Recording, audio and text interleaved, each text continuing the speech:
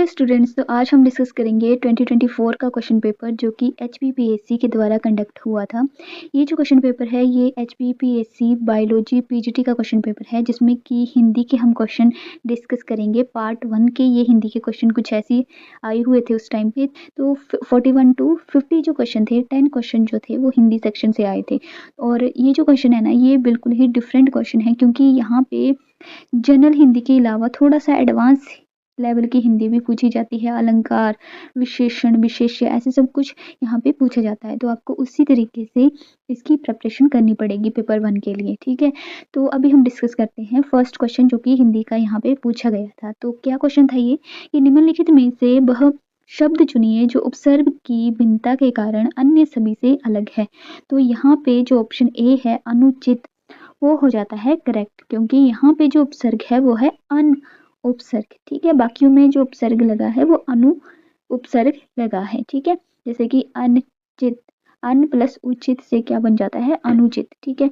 और अनु प्लस भव से बनता है अनुभव, और अनु प्लस चर से बनता है अनुचर, और अनु प्लस शासन से बनता है अनुशासन। तो बाकी तीनों में अनु उपसर्ग है और सिर्फ ऑप्शन ए में जो है वो अन उपसर्ग लगा हुआ है, ठीक है। तो नेक्स्ट क्वेश्चन है हमारा कि निम्नलिखित में से कौन सा शब्द विशेषण नहीं है। तो यहाँ पे जो विशेषण नहीं है वो है option number C.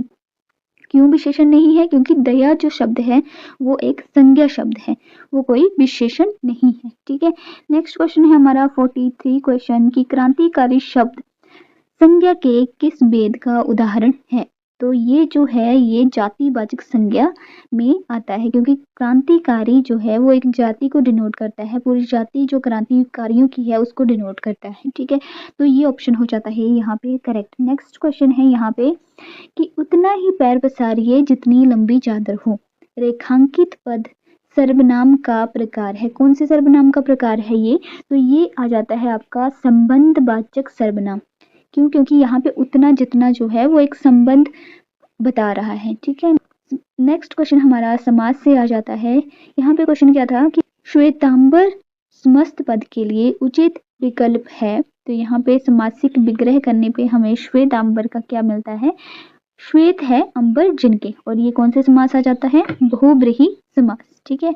Next question है हमारा 46 क्वेश्चन, वाक्य में विधेय का अर्थ है। तो वाक्य में जो विधेय होता है उसका क्या मीनिंग होता है? उसका मीनिंग होता है उद्देश्य के बारे में जो कथन करता है, ठीक है। नेक्स्ट क्वेश्चन है हमारा 47, आकाश में काले काले डैश छा गए।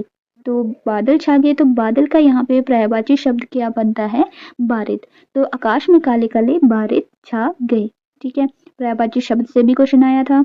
नेक्स्ट क्वेश्चन है हमारा, मुझसे हंसा नहीं जा सकता वाक्य में मुख्य क्रिया है। तो यहाँ पे क्रिया कौन सी बतानी थी? तो यहाँ पे हंसना जो है वो क्रिया है, ठीक है। नेक्स्ट क्वेश्चन है हमारा 49, निकल रही थी मर्म वेदना करुणा बिकल कहानी सी। इस पंक्ति में कौन सा अलंकार है? तो इसमें जो अलंकार है वो है उपमा अलंकार, ठीक है।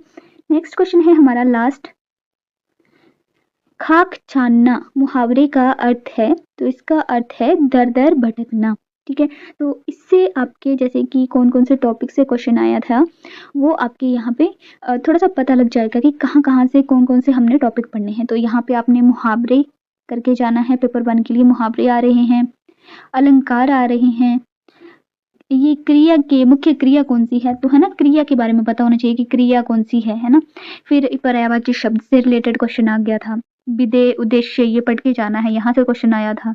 समास जो कि बहुत इंपॉर्टेंट होता है, तो समास से क्वेश्चन तो बनता ही है, समास जरूर पढ़ के जाने हैं। और साथ ही सर्वनाम के भेद, ठीक है, सर्वनाम करना है, संज्ञा के भेद हो गया, फिर ये विशेषण पढ़ के जाना है, और साथ में ये जो उपसर्ग हैं, प्रत्यय हैं, उनसे भी क्वेश्चन बने थे। तो ये सारे टॉपिक आपने जरूर करके जाना है पेपर 1 के लिए, ठीक है। तो फिर बच्चों इस वीडियो में इतना ही, मिलते हैं नेक्स्ट वीडियो में, बाय बाय।